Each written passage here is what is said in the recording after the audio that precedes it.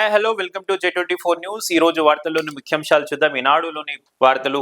మేడారం మెరిసేలా, జాతర మురిసేలా, రాతి కట్టడాలుగా వనదేవతలు గద్దెలు, ఆదివాసి చరిత్రను తెలిపే వేల చిహ్నాలు, రూపాయలు 251 కోట్లతో శాశ్వత అభివృద్ధి పనులు.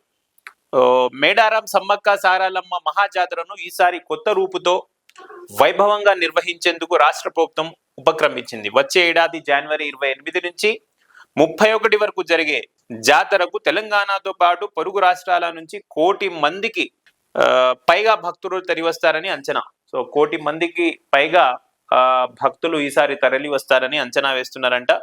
సో ఈసారి ఎప్పుడు కల్పించే తాత్కాలిక సౌకర్యాలతో పాటు శాశ్వత నిర్మాణాలపై సర్కారు దృష్టి సారించింది. ఎన్నడూ లేని విధంగా 251 కోట్లతో మేడారం అభివృద్ధికి శ్రీకారం చుట్టింది. సో గద్దెల విస్తరణ ప్రత్యేకంగా ఆకర్షణగా నిలువుంది. ఈ పనులకే 101 కోట్లు ఖర్చు చేస్తుంది. దీంతో పాటు మేడారం సమ్మక్క సారక్క జాతరకు 251 కోట్లు కేటాయిస్తున్నారంట తెలంగాణ రాష్ట్ర ప్రభుత్వం నుంచి. సో దీంతో పాటు ఉన్న వార్తలు. అధికారుల పనితీరు మరింత మెరుగవ్వాల్సిందే, నిర్లక్ష్యంగా వ్యవహరిస్తే కఠిన చర్యలు తప్పవు. సమన్వయం సమర్థతతో తెలంగాణ రైజింగ్ విజన్ 2047 సాధ్యమే. సమన్వయంతో సమర్థతతో పనిచేస్తే తెలంగాణలోని రైజింగ్ విజన్ 2047 సాధ్యమవుతుందని రేవంత్ రెడ్డి గారు చెప్పారంట. ప్రభుత్వ కార్యాలయాలు ఇకపై అద్దె భవనాలు ఉండకూడదు. ఏదైతే గవర్నమెంట్ ఆఫీసెస్ ఉన్నాయో, ప్రభుత్వ భవనాలు ఉన్నాయి, ఇప్పుడు వరకు కొన్ని డిపార్ట్మెంట్లకు చెందిన గవర్నమెంట్ ఆఫీసెస్ ఇప్పటికి కూడా రెంటెడ్ ఆఫీసెస్ లో ఉన్నాయి, రెంటెడ్ ప్రీమిసెస్ లో ఉన్నాయి. సో ఆ రెంటెడ్ ప్రీమిసెస్ కాకుండా ఓన్ గవర్నమెంట్ చెందిన ప్రాపర్టీలో ఉండాలి అని ఆదేశాలు ఇచ్చారంట. కేంద్ర ప్రయోజిత పథకాల నిధులను సద్వినియోగం చేసుకోవాలి. అన్ని శాఖల కార్యదర్శులతో సమీక్షలో సీఎం రేవంత్ రెడ్డి. విజన్ అంటే కేవలం ప్రచారానికి పరిమితమైన అపోహను తిప్పికొట్టేలా దర్శనిక పాత్రంలో ఉన్న ప్రతి అంశం అమలు చేసేందుకు వెంటనే నడుంబిగించాలి. ప్రభుత్వం ప్రతిష్టాత్మకంగా భావిస్తున్న ప్యూర్ రేర్ అభివృద్ధి పక్కా ప్రణాళిక సిద్ధం చేయాలి. అన్ని విభాగాలు సమన్వయంతో సమర్థంగా పనిచేస్తే తెలంగాణ రైజింగ్ విజన్ 2047 లక్ష్యాలను అలవోకగా సాధించగలం అని ముఖ్యమంత్రి రేవంత్ రెడ్డి పునరుద్ధరించారు. సచివాలయంలో మంగళవారం వివిధ అంశాలపై నిర్వహించిన సమావేశానికి సిఎస్కే రామకృష్ణారావు సహా ప్రత్యేక ప్రధాన కార్యదర్శులు, సిఎంఓ అధికారులు, అన్ని శాఖల ముఖ్య కార్యదర్శులు, ఉన్నతాధికారులు హాజరయ్యారు. ఈ సందర్భంగా ముఖ్యమంత్రి అన్ని శాఖల అన్ని డిపార్ట్మెంట్లకు సంబంధించిన ప్రిన్సిపల్ సెక్రటరీస్ అక్కడ హాజరయ్యారంట. నిన్న ఉన్నతాధికారులు హాజరయ్యారు. ఈ సందర్భంగా ముఖ్యమంత్రి రేవంత్ రెడ్డి ఉన్నతాధికారులతో దిశానిర్దేశం చేశారు. ఈ 2 ఏళ్లలో కొన్ని విజయాలు సాధించాం, కొన్ని ప్రణాళికలు రూపొందించుకున్నాం. గతంలో ఎనర్జీ అంటే కరెంట్, ఎడ్యుకేషన్ అంటే ఇరిగేషన్, హెల్త్ వంటి వివిధ శాఖలకు సంబంధించిన ఒక పాలసీ అంటూ లేకపోవడంతో కొన్ని సమస్యలు వస్తున్నాయి. అందుకే ముఖ్యమైన విభాగాల్లో విధానాలు తెచ్చాం. రాష్ట్రానికి పాలసీలతో పాటు భవిష్యత్ ప్రణాళిక ఉండాలని తెలంగాణ రైజింగ్ 2047 విజన్ డాక్యుమెంట్ విడుదల చేసుకున్నాం అని రేవంత్ రెడ్డి గారు చెప్పారంట. సో దీంతో పాటు సర్పంచుల్లో 86.4% ఎస్సీ ఎస్టీ బీసీలే, జనరల్ అభ్యర్థులు 13.6% మంది, పాలకుల్లో యువతి అత్యధికం. రిజర్వ్డ్ స్థానాల కంటే అధికంగా 166 చోట్ల మహిళల విజయం. రిజర్వ్ స్థానాలు ఏదైతే ఉమెన్స్ రిజర్వ్డ్ స్థానాలు ఉన్నాయో అది కాకుండా కూడా 166 స్థానాల్లో మహిళలు ఆ సీటు కైవసం చేసుకున్నారంట, విజయం సాధించారు. దీని గురించి కూడా ఈనాడు రాసింది. ఏసీబీ వలలో భారీ తిమంగళం, అధికారులకు చిక్కిన రవాణా శాఖ డిప్యూటీ కమిషనర్ కిషన్. రిజిస్ట్రేషన్ విలువ ప్రకారమే 12.72 కోట్ల ఆస్తుల గుర్తింపు. బహిరంగ మార్కెట్లో 100 కోట్లు ఉంటుందని అంచనా. ఏసీబీ వలలో ట్రాన్స్పోర్ట్ డిపార్ట్మెంట్ కి తెంచిన రవాణా శాఖ డిప్యూటీ కమిషనర్ కిషన్ చిక్కిపోయారు. రిజిస్ట్రేషన్ విలువ ప్రకారము 12.72 కోట్ల ఆస్తులు అంటే దాదాపు 13 కోట్ల రిజిస్ట్రేషన్ విలువ, గవర్నమెంట్ ల్యాండ్ రిజిస్ట్రేషన్ విలువ ఉన్న ఆస్తులు 12.72 కోట్లు అంటే మార్కెట్ రేట్ ఇంకా ఎక్కువ ఉంటుంది దానికి. సో తెలంగాణ అవినీతి నిరోధక శాఖ ఏసీబీ వలలో ఖరీదైన తిమింగలం తిక్కింది. రవాణా శాఖలో పనిచేస్తూ అక్రమార్జనలో ఆరితేరిన రవాణా శాఖ Mahbubnagar deputy commissioner DTC 3 Kishan ను ఏసీబీ పట్టుకుంది. సికింద్రాబాద్ ఓల్డ్ బోయిన్పల్లి రాజరాజేశ్వరి నగర్లోని కిషన్ ఇంటితో పాటు రాష్ట్ర వ్యాప్తంగా మరో 11 ప్రాంతాల్లో ACB Hyderabad range 2 DSP Sridhar నేతృత్వంలో బృందాలు ఏకకాలంలో సోదాలు నిర్వహించి నగలతో పాటు అక్రమాస్తులు, కీలక పత్రాలపై స్వాధీనం చేసుకున్నాయి. హైదరాబాద్ తో పాటు మహబూబ్నగర్, నిజామాబాద్, సంగారెడ్డి జిల్లాల్లోని ఆయన బంధువులు, సన్నిహితులు ఇళ్లలో నిర్వహించిన సోదాల్లో 12.72 కోట్లు విలువైన స్థిరాచరాస్తులు లభ్యమయ్యాయి. బహిరంగ మార్కెట్లో వీటి విలువ 100 కోట్లు ఉంటుందని అంచనా. తెలంగాణ ఏసీబీ చరిత్రలో ఇంత భారీ మొత్తం అక్రమాస్తులు బహిర్గతం కావడం ఇదే తొలిసారి. ఎవ్వరు ఏసీబీకి చిక్కిన తెలంగాణ రాష్ట్రంలో ఇదే మొట్టమొదటి భారీ అవినీతి తిమింగలం అంటారు. ఎప్పుడు న్యూస్ వచ్చినా కూడా ఇదే కంటెంట్ అనేది సేమ్. తెలంగాణలో భారీ అతి తిమింగలం, ఇప్పటి వరకు చూడని ఆస్తులు ఇక్కడ దగ్గర చూసామని ప్రతి ఆఫీసర్, ఏ ఆఫీసర్ కి ఏసీబీ పట్టుకున్నా 100% పట్టుకుంటే 90% ఇదే న్యూస్ వస్తుంది. ఇంకా ఎంతమంది భారీ తిమింగలాలు ఉన్నారో తెలంగాణలో రాబోయే రోజుల్లో తెలుస్తుంది. సో బ్రేకులు లేని అవినీతి రవాణా, ప్రతి ఫైల్ కి ప్రత్యేక రేటు, దరఖాస్తు కౌంటర్ నుంచే వసూళ్లు మొదలు, లంచం కోడ్ ఉంటే ఓకే, లేదంటే కొర్రీలే, అధికారులు ఏజెంట్లు ముఖమ్ముడి దందా.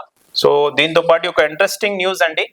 ఫోన్ ట్యాపింగ్ కేసులో కేసీఆర్ కు నోటీసు, మాజీ మంత్రి హరీష్ రావును విచారించే యోచనలో సిట్, అంతిమ లబ్ధిదారులను గుర్తించే పనిలో దర్యాప్తు బృందం, ప్రభాకర్ రావు పునర్నియామక ప్రక్రియపై లోతుగా ఆరా. సో ఫోన్ ట్యాపింగ్ కేసులో కేసీఆర్ కు నోటీసులు వచ్చే అవకాశాలు ఉన్నాయి అండ్ హరీష్ రావు గారిని విచారించే యోచనలో సిట్ ఉందని రాశారు.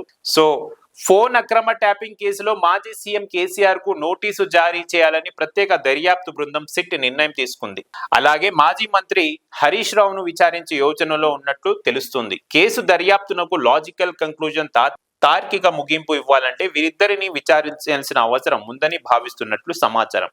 ఈ క్రమంలోనే త్వరలో వీరిద్దరికి సమన్లు జారీ చేసి విచారించాలని నిర్ణయించినట్లు తెలుస్తుంది. శాసనసభ సమావేశాల అనంతరం సమన్లు జారీ చేసే అవకాశం ఉన్నట్లు తెలుస్తుంది. విశ్వసనీయ సమాచారం మేరకు ఈ కేసులో ప్రధాన నిందితుడు ప్రభాకర్ రావును ఎంత విచారించినా ఫోన్ అక్రమ ట్యాపింగ్ ఎందుకు చేయాల్సి వచ్చిందనే ప్రశ్నలకు సరైన సమాధానాలు ఇవ్వకుండా దాటవేస్తున్నారు. ఉన్నతాధికారులు ఆదేశాలతోనే తాను ట్యాపింగ్ కు ఆదేశాలు ఇచ్చానని చెబుతున్నారు. ఉన్నతాధికారులు మాత్రం తాము అలాంటి ఆదేశాలు ఇవ్వలేదని ఇప్పటికే సిట్ కు వాంగ్మూలాలు ఇచ్చారు. అలాగే స్పెషల్ ఇంటెలిజెన్స్ బ్రాంచ్ ఎస్బీలో ట్యాప్ చేసిన ఫోన్ నంబర్లు సరైనవేనని తరచూ సమీక్షించిన రివ్యూ కమిటీ సభ్యులు ప్రభాకర్ రావునే వేలెత్తి చూపించారు. తాము సమీక్ష చేసిన ప్రతిసారి దాదాపు 4 నుంచి 5 వేల ఫోన్ నంబర్ల జాబితాను ప్రభాకర్ రావు తీసుకువచ్చారని, అవి మాయిస్టుల కదలికలపై నిఘా ఉంచేందుకు సంబంధించిన వారివేనని తనిఖీ చేసే యంత్రాంగం తమకు అందుబాటులో లేదని చెప్తున్నారని. దీంతో పాటు హరీష్ రావు చెప్పిర్రంట, నిన్న అరెస్టు చేస్తే మరింత ఉత్సాహంతో పనిచేస్తా, ఫోన్ ట్యాపింగ్ కేసులో నాకు నోటీసులు ఇస్తారట, రేవంత్ మెప్పు కోసం అక్రమ కేసులు పెడుతున్న పోలీసు అధికారుల పేర్లు రాసుకుంటున్నాం, మీడియాతో ఇష్టాగోష్ఠిలో మాజీ మంత్రి హరీష్ రావు. నాకు అరెస్ట్ చేస్తే మాత్రం ఇంకా మంచిగా పనిచేస్తా, ఉత్సాహంతో పనిచేస్తా అని మాజీ మంత్రి హరీష్ రావు చెప్పారంట. రాష్ట్రం తెచ్చిన వాళ్ళం, త్యాగాల చరిత్ర మాది, ఈ ప్రభుత్వం పెట్టే అక్రమ కేసులకు, కుట్రలను భయపడే ప్రసక్తే లేదు అని భారత సీనియర్ నేత మాజీ మంత్రి హరీష్ రావు స్పష్టం చేశారు. ప్రభుత్వం ఇరుకున పడినప్పుడల్లా ఫోన్ ట్యాపింగ్ ఫార్ములా, ఈ రేస్ కేసుల పేరిటి లీగులు ఇస్తూ దృష్టి మళ్లింపు రాజకీయాలు పాల్పడుతున్నట్లు ఆరోపించారు. తెలంగాణ భవన్లోని మంగళవారం ఆయన పలు అంశాలపై మీడియాతో ఇష్టాగోష్ఠిగా మాట్లాడారు. అసెంబ్లీ సమావేశాలు ముగియగానే ఫోన్ ట్యాపింగ్ కేసులో నాకు నోటీసులు ఇస్తారట. ఈ కేసులో తాజాగా వేసిన సిట్ ఒక పెద్ద జోక్. రేవంత్ మెప్పు కోసం అక్రమ కేసులు పెడుతున్న పోలీస్ అధికారుల పేర్లు రాసుకుంటున్నాం అని హరీష్ రావు గారు చెప్పారంట. మళ్ళా పేర్లు రాసుకొని మళ్ళా తెలంగాణలో రాబోయే రోజుల్లో ఒకవేళ బీఆర్ఎస్ అధికారం వస్తే, బీఆర్ఎస్ పార్టీ మళ్ళా గవర్నమెంట్ ఫామ్ చేస్తే అలా పోలీసుల సంగతి అప్పుడు చూసుకుంటారేమో. మేము రాసుకుంటున్నాం, నోట్బుక్ లో రాసుకుంటున్నాం, రెడ్ బుక్ లాగా వీళ్ళు ఒక నోట్బుక్ తయారు చేస్తున్నట్టున్నారు, పింక్ బుక్ అనుకోవచ్చు దానికి. సో జిహెచ్ఎంసీ డీలిమిటేషన్ గురించి ఒక వార్త. డివిజన్ల పునర్విభజన పూర్తవడంతో తదుపరి కార్యాచరణకు జిహెచ్ఎంసీ కమిషనర్ ఆర్వి కర్ణన్ దృష్టి పెట్టారు. అందుకు సంబంధించిన ప్రణాళికను కేంద్ర కార్యాలయం ఇప్పటికే రూపొందించింది. దానిపై ప్రభుత్వం నిర్ణయం తీసుకోవాల్సి ఉంది. సర్కారు ఆమోదం తెలపగానే ప్రస్తుత డివిజన్లు, సర్కిళ్లు, జోన్లు హద్దులను మార్చుతూ ఉత్తర్వులు వెలువడుతుంది. ఈ ప్రక్రియ మొత్తం వారంలో పూర్తవున్నట్లు ఉన్నతాధికారులు స్పష్టం చేస్తున్నారు. సో జోన్లు, డివిజన్లు అండ్ సర్కిళ్లు, ఏ సర్కిల్కి ఏ జోను, ఏ జోన్కి ఏ డివిజను, ఏ డివిజన్కి ఏ సర్కిల్ వస్తుంది అనేది ఒక వారం రోజుల్లో జిహెచ్ఎంసీ డిసైడ్ చేస్తుందంట.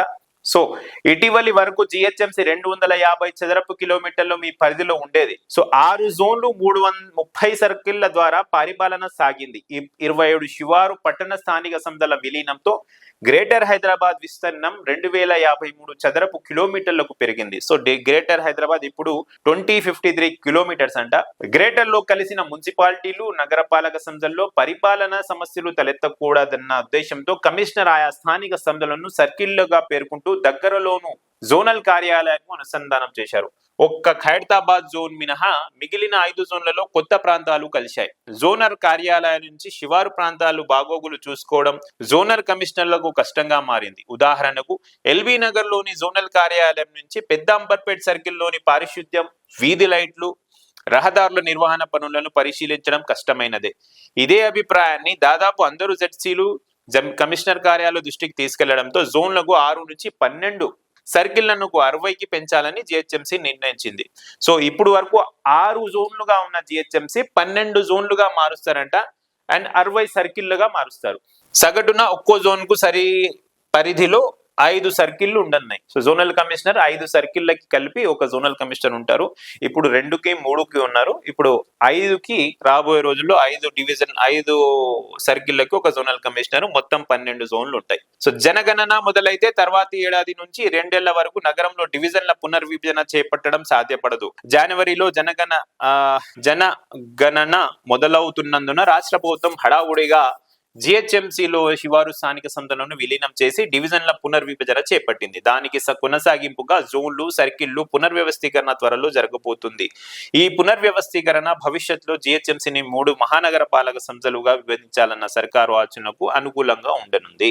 సో ఏదేమైనా వారం రోజుల్లో 12 జోన్లు, 60 సర్కిళ్లు డిసైడ్ చేస్తారంట. డివిజన్లు కూడా డిసైడ్ చేస్తారంట జిహెచ్ఎంసీ కమిషనర్ కర్ణన్ గారు. సో దాని తర్వాత ఏమవుతుందో, జిహెచ్ఎంసీ ఎలక్షన్ ఎప్పుడు జరగబోతుందో మనకు తెలిసిపోతుంది.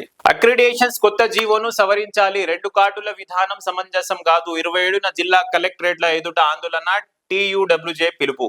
రాష్ట్రంలోని జర్నలిస్టులకు కొత్త అక్రిడేషన్ కార్డులు జారీ చేయడం కోసం ప్రభుత్వం తీసుకొచ్చిన జీవో నంబర్ 252 పూర్తిగా లోపాయిష్టంగా ఉన్నదని TUWJ రాష్ట్ర ప్రధాన కార్యదర్శి అస్కాని మారుతి సాగర్ విమర్శించారు. మంగళవారం ఆయన సోమాజిగూడ ప్రెస్ క్లబ్ లో యూనియన్ కోశాధికారి పి యోగానంద్, టెంచు ప్రధాన కార్యదర్శి రమణ కుమార్, ఐజీఓ జాతీయ కార్యవర్గ సభ్యులు అవ్వారి భాస్కర్ తో కలిసి మీడియా సమావేశం నిర్వహించారు. ఈ సందర్భంగా మారుతి సాగర్ మాట్లాడుతూ ఈ జీవో జర్నలిస్టుల కనీస హక్కు, ఆత్మగౌరవాన్ని దెబ్బతీసే విధంగా, జర్నలిస్టుల మధ్య విభేదాలు సృష్టించే విధంగా ఉన్నదని పేర్కొన్నారు.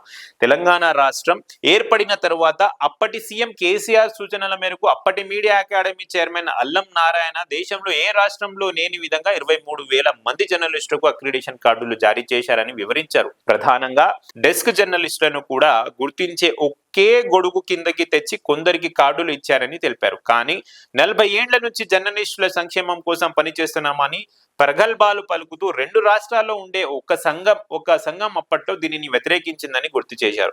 నేడు కూడా ఆ యూనియన్ కు చెందిన జాతీయ నాయకుడే మీడియా అకాడమీ చైర్మన్ గా ఉండడంతో ఇప్పుడు డెస్క్ జర్నలిస్టులను వేరే చేసి వాళ్ళ పంతాన్ని నెగ్గించుకున్నారని ఆరోపించారు. Media accreditation card, media card పేరిట 2 కార్డులు తెచ్చి గందరగోళం సృష్టించారని మండిపడ్డారు. ఏ కార్డు వల్ల ప్రయోజనం ఉంటుందో జీవోలో స్పష్టం చేయలేదని విమర్శించారు. జర్నలిస్టులు అందరికీ ఒకే రకమైన ప్రయోజనాలు ఉండాలని డిమాండ్ చేశారు.